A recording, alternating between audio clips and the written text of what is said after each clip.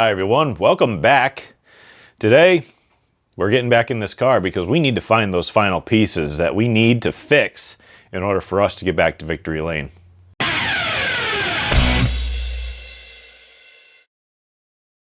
Thank you all so much for watching. I greatly appreciate every single one of you. If you'd like to help the channel out, you can do so by subscribing. It is the best free way to do so, and it helps me out a lot on the back end with YouTube, with all their different ways of helping the channels out, like algorithms and ad revenue. And the more eyes watching, the more people subscribed, the better chances I got. So I appreciate all of you for that. If you'd like to help the channel directly, you can go to GleasonBrosRacing.com, click on the merch store tab, bring it down to the merch store, go right there directly, and you can find some good stuff over there. Really need some time to get some fresh stuff up, but I'm a very busy man, and I'm really trying, so trust me. But it's all very affordable, and it really helps me out a ton. So, I think we have a theory on why the race car is not good. Well, it is good. It's really good. It's not perfect, but it's good. And I got a theory as to why that could be, and I think I mentioned it in the last video. And I don't think it's setup related. I think it's brakes. And I don't think it's front brakes. I think it's rear brakes. Because we have to run two different types of axles. We can run a Ford 9-inch with bolt-in axles that has to be stock width of a stock axle. I think it's like 58 inches face to face. Or we can run a factory 10-bolt 7.5-inch rear, which comes in factory metric G chassis cars from GM. So we're allowed to run disc brakes or drum brakes in the rear because the factory came with drum brakes, or you can go aftermarket. Now, I run the discs because it's just, if I need to change the rear, 10 times easier because I can just hang the calipers off of it, put them on the new rear end, never have to bleed a thing, go right back out there. It's a lot simpler. Plus, if you get it right, it works just the same. Actually, no, I'm wrong. It doesn't work the same as drum brakes. Drum brakes are okay for a bit, but they don't give you the braking power that you need. The trade-off is with this, you do run the risk of wheel hopping a lot because we run open differentials and we're forced to by rule. We can't run locked rears. I kind of like that. It makes cars harder to drive. It makes you learn how to drive race cars, and it's very fun. But setting up cars and using the brakes is a little difficult sometimes. So you have to be very choosy about what you use in the back for your rear brakes. And up until this year, we haven't really had a problem with this type of situation happening with the brakes because, well, we raced at a different track that had different braking situations, and last year we were driving the car differently, so that was a bit of a different situation as well. So we didn't really have this type of problem. So now that we're actually driving the car a little different, and we're trying to maximize lap times by using a lot more of the straightaway under power and driving the car into the corner further and getting on the brakes harder, well, now we're starting to run into a situation where the rear brakes are saying, no thank you. And I'm starting to think that these pads, because I bought them so long ago, and I just bought whatever was cheap on Rock Auto that was on sale, I think the compound of these, when you get them warm, they work better. Now, of course, since they're on the back of the car, they're not overheating. But these are technically front calipers for a metric chassis car, like these G-body cars. And up front, I've got big GM calipers because I run a big GM spindle. So basically, if you're on a street car and you're driving with those brake pads and you take a few stoplights, your brakes are going to start working better.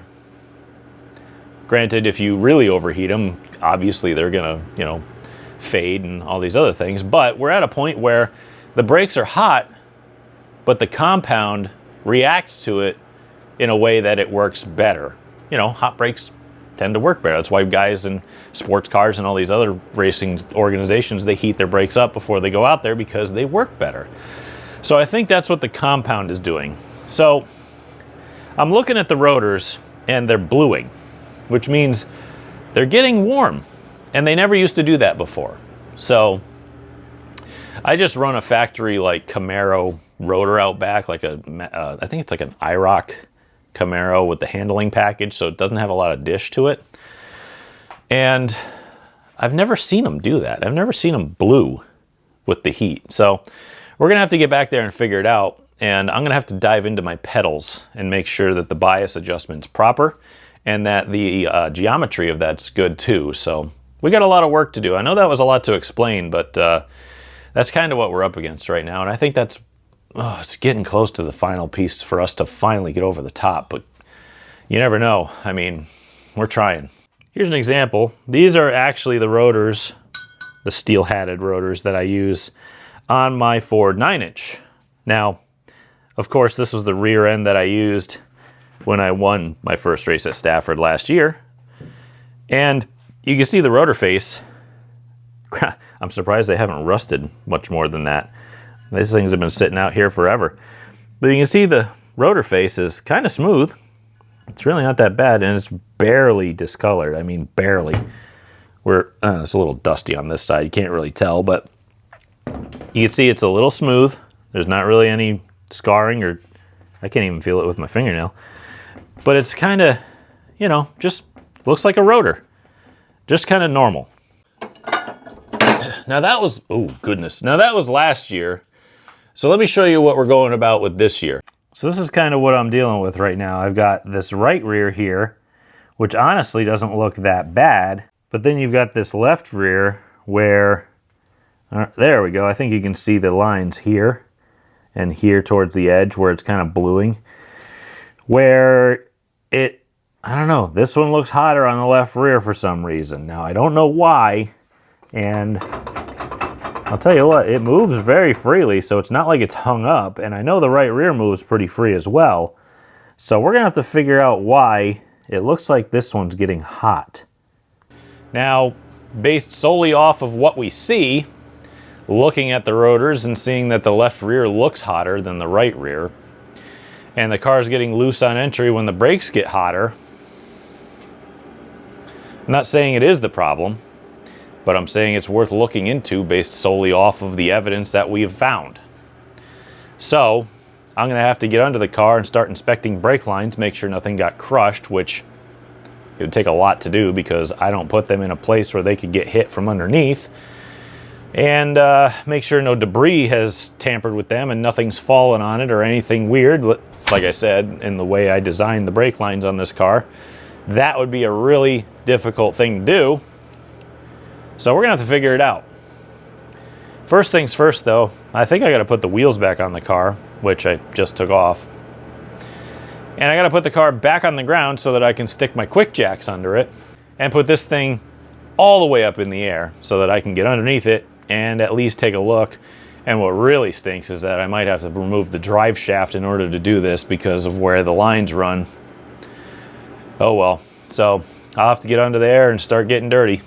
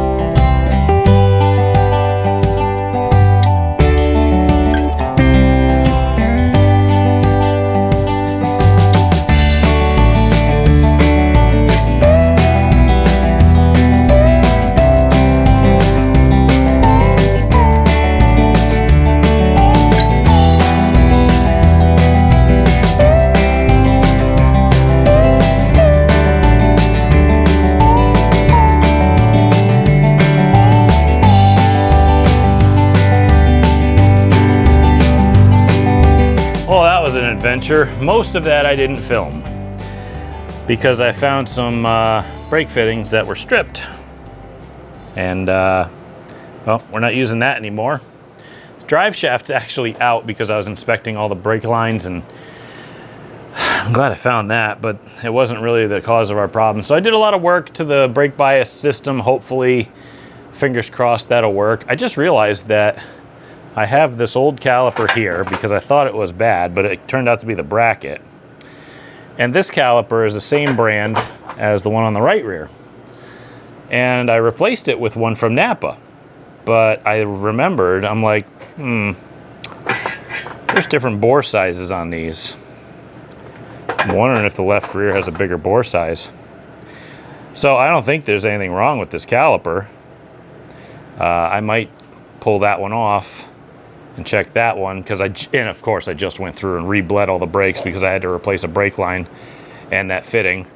And yeah, of course. So I'll probably have to burn through more fluid that I...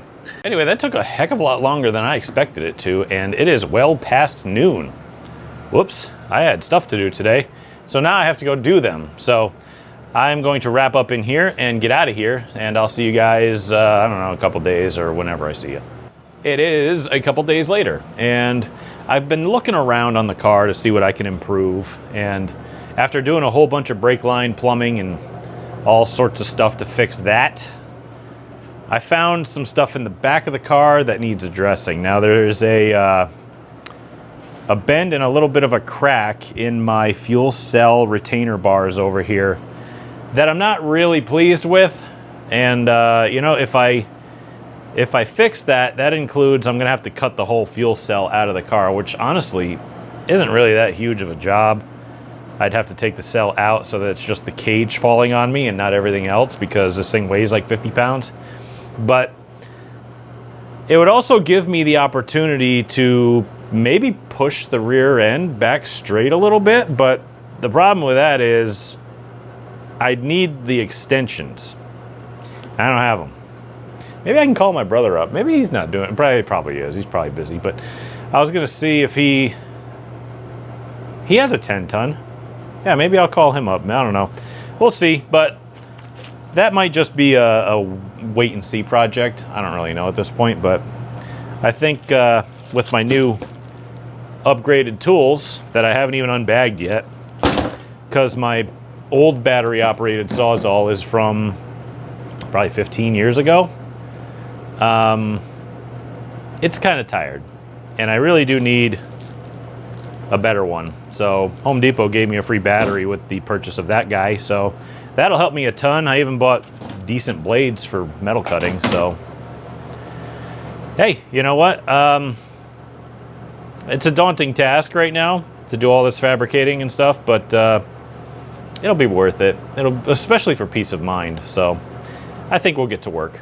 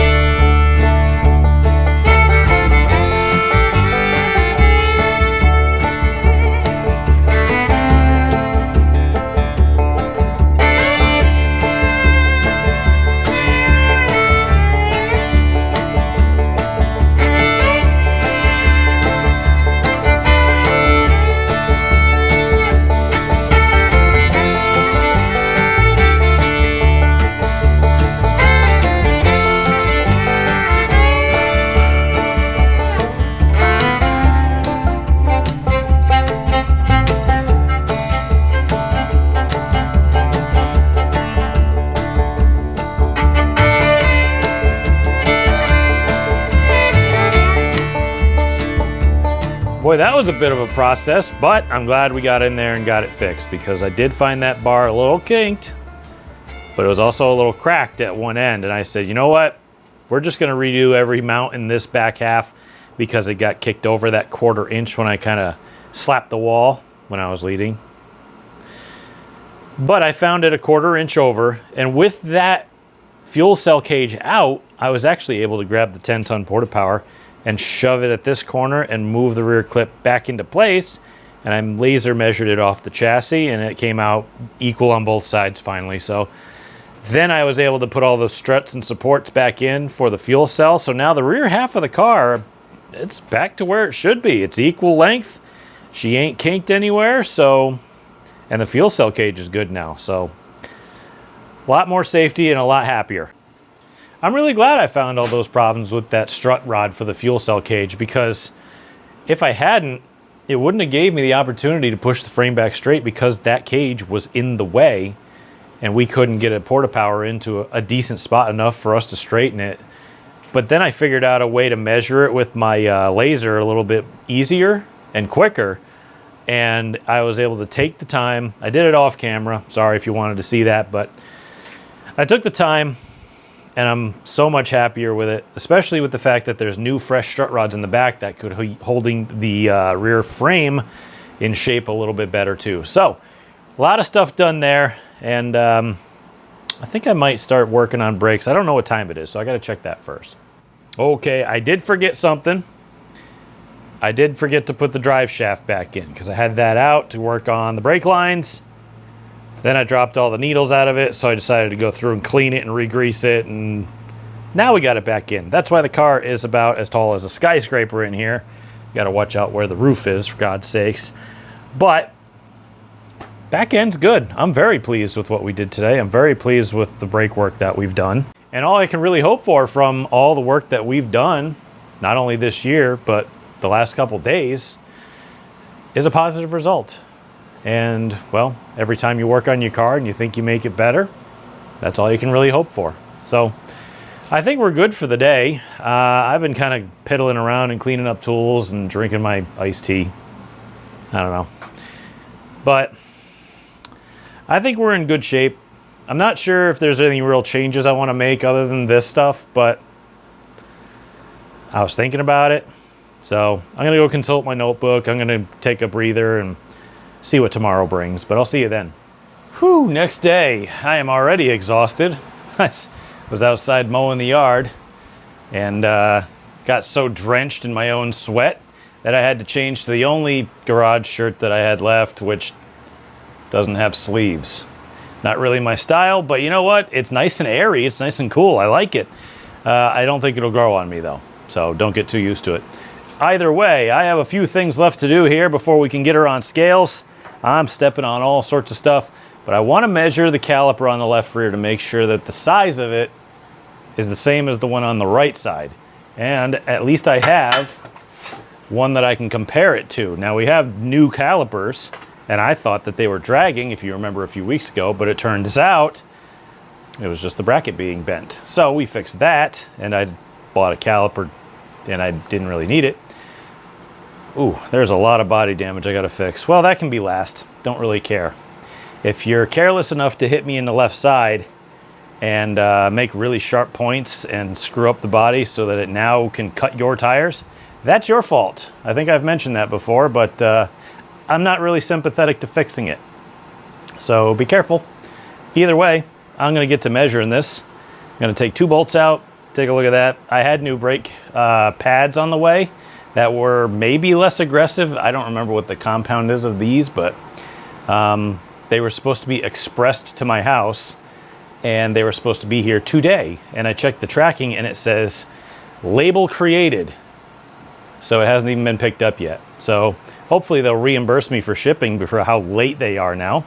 And I guess we'll just have to go with these for this week unless they come in tomorrow. But time to get to work.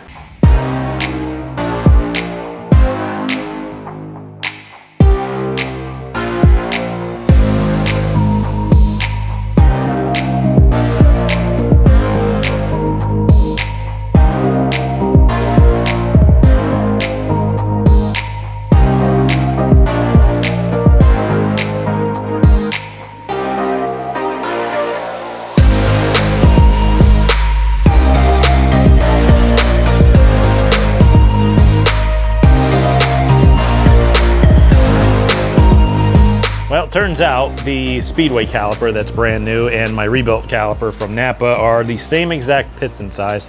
So that I can kind of put out of my mind at least, because I was a little worried about it being a different size and maybe having an issue with maybe grabbing harder or less or something, just grabbing differently than the other side. The other side's a Speedway caliper as well. This is a Speedway caliper. I don't know, but I noticed that it was a little harder to rotate, and if you remember a few episodes ago, we went through the caliper bracketry, and we kind of adjusted on it just to try to get the thing to move a lot freer, and we ended up doing that, but I just checked it now. It's still not really that great. So what I did was I grabbed a bolt right here, and that little rod, that bolt is actually a caliper slide pin, which goes here. And I actually took it and I kind of torqued it so that the pins right here would actually be in the middle of each of these holes.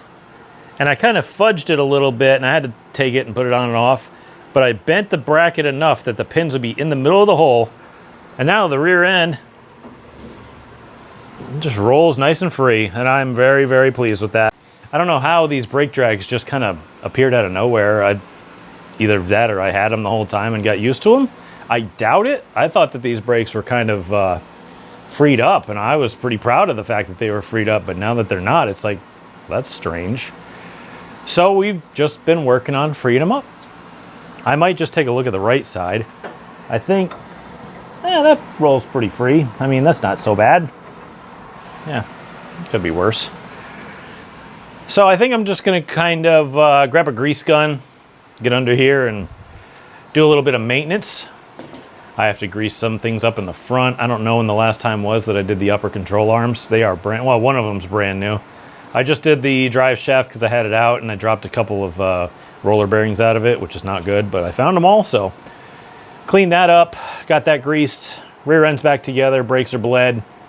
Trying to think of anything else I got to do. Anything I really have to do on the board, I guess it's just kind of setup related. So I'm going to do a once over and get out of here. I think I'm going to make today a little bit shorter of a day considering how much work I did outside the shop. So we're going to clean up. We're going to get this thing back on the ground onto some scale pads pretty soon. That way we can start, let's see. Oh, I got to tighten up a hub and I got to do some other stuff up front. So no big deal. Just some minor stuff that I'm not going to bother filming because you guys have seen me do it. And if you want to watch me go run around like a crack addict on time lapse, that's up to you, but I've done that a lot. So I will be back tomorrow. I think we're going to throw it on scales. It's probably not that far off because we didn't really change nothing. So hopefully, fingers crossed, that goes pretty quick. And we can get the heck loaded up and out of here. But that'll be tomorrow. I'm dead. I'm going to go take a nice cold shower. I'll see you guys then. Okay, it's load up day. We got to get this thing on scales though. Usually, well, I won't say usually, I'll say lately. We've been able to get the car on scales like a day before loading up and be able to just kind of take a look at her, put it on the ground and drive it in the trailer and load everything up and just kind of be done. Well, we haven't gotten it on scales yet, but the fact that we haven't really changed a hell of a lot with regards to weight, so we should be fine, right? I don't know. But I had something weird happen the second I walked out to the shop though. And that is my air conditioning and this fan are on. And I can swear I turned these both off last night. Like I'm certain I turned these off. Like I remember coming up here and hitting this button and rolling this thing to off. I don't know. Well, if my place is haunted, at least it's haunted the right way and they turned the air on for me. So that's cool. We're also gonna have to wipe the car down because it is covered in grease, dirt, debris, all sorts of other stuff like that. I mean, you can see the finger mark. That's gross. I pride myself on at least trying, so we're going to make an effort to at least try to make the car look halfway decent. But if we don't get to it, at least all the important stuff is done.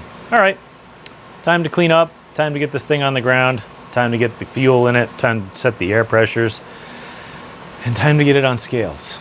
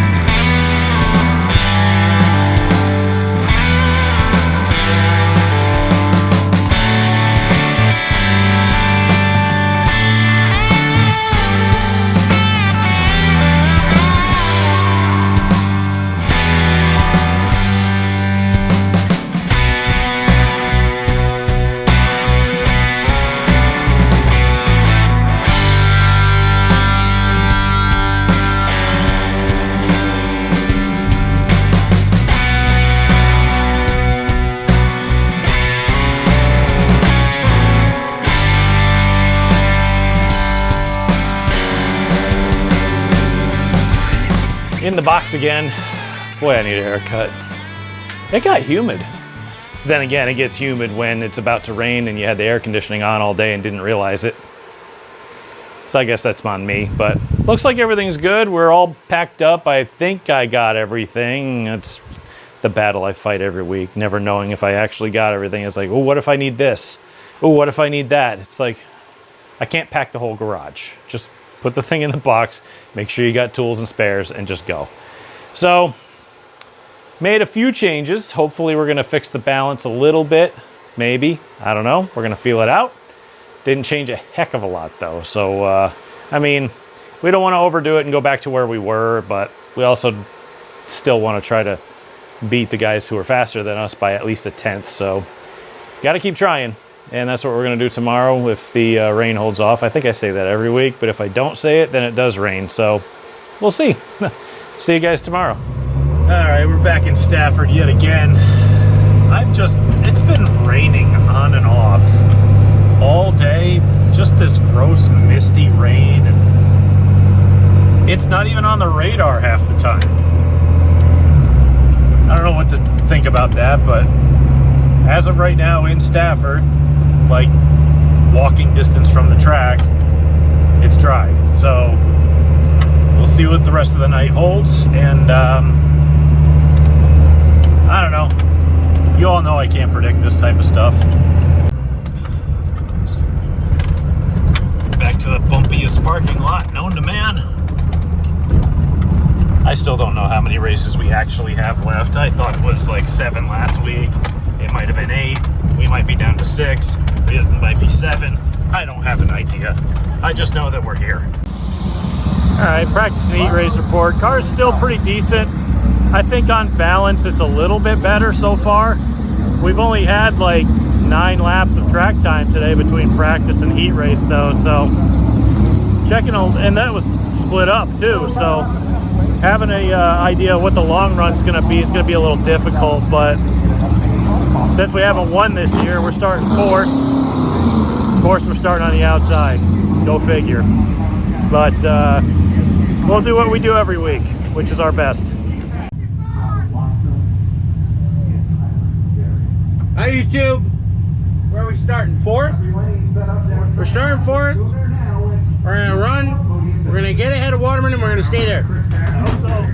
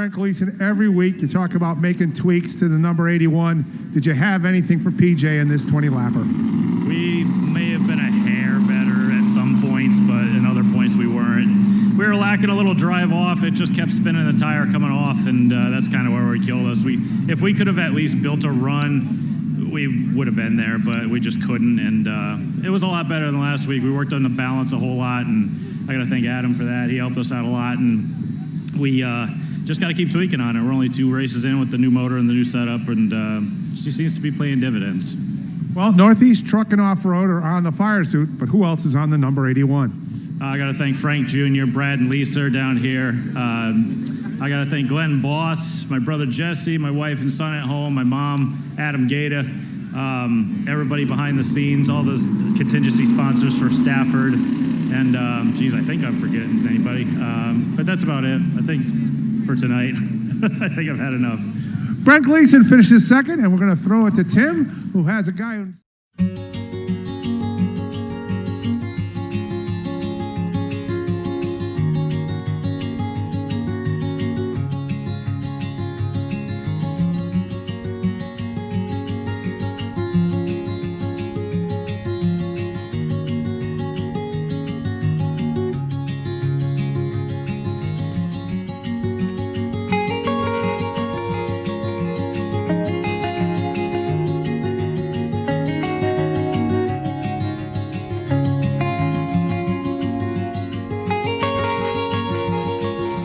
Back in the shop after, well, let's call it a successful evening, because anytime you walk away with a podium finish,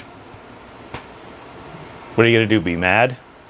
We had a good shot at the win, but just didn't quite have that rotation or the drive off. And I think we got to start walking in a different direction. The setup itself, the way it works, I like it. It feels good. It's fast.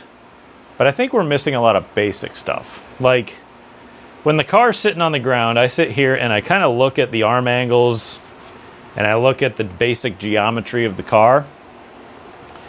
Now, don't get me wrong, I'm not an expert about this type of stuff in any way. I mean, I have read a bunch of stuff, like magazine articles and books and stuff, but I'm looking at it and I'm like, it doesn't quite look like the book now, does it? It looks kind of weird, and I'm starting to trace lines and I'm like, doesn't make sense in my head. So what I'm going to do is I'm going to go inside and do a bunch of research, pull up as many articles as I can find, read as much as I possibly can, maybe go back to school a little bit, and figure out what we're doing wrong. Plus, I found a couple other things wrong. Now when I bounce on the left front corner of the car, I can hear it squeaking as it travels. That's telling me that a bushing probably binding up, making some kind of noise. Maybe it's dragging. We need to free that back up, get that cleaned up. Haven't been through the front end in a while, so I think we're going to have to do that. Probably to both sides. Now keep in mind, we are not allowed to run anything special. We're not allowed to run heim joints or rod ends or steel bushings or anything of the sort. We are allowed to run factory rubber bushings or urethane bushings at the most. That's all we're allowed. So I can't go in there and do something special or unique. I can't cut anything, weld anything, move anything, hog anything out, slot anything. I can't do anything, okay? Same with the trailing arms. They have to be stock length or otherwise specified in the rule book. They have to have the same bushings and everything. And I've gone through the back end of the car and cleaned that up, and that seemed to help a lot with the actuation of the suspension. So I think it's about time the front gets done as well. It's been a little while since I got in there and did that, but it needs cleaning up. Then we're gonna have to do it. So at least we're gonna be a little bit higher maintenance. So now I gotta just do that. And I gotta go back to school, and I gotta... Reading's not my strong suit. I don't have the attention span. That's probably why we're not fast and I don't retain anything, but I guess we gotta, if we're gonna win again. So either way, successful week. Don't have to do a lot of body work, if any at all. Just got to perform regular maintenance and go back to school, like I said. So we did our best, and that netted us a second. We had to be daring, and we kind of were, but I wasn't really willing to sacrifice my convictions just because I wanted to win a race. and especially if I would look like a massive hypocrite in doing so. So I guess we finished second. Good day either way. But guys, I want to thank you all so much for watching and hanging in there with me and supporting us. I greatly appreciate it.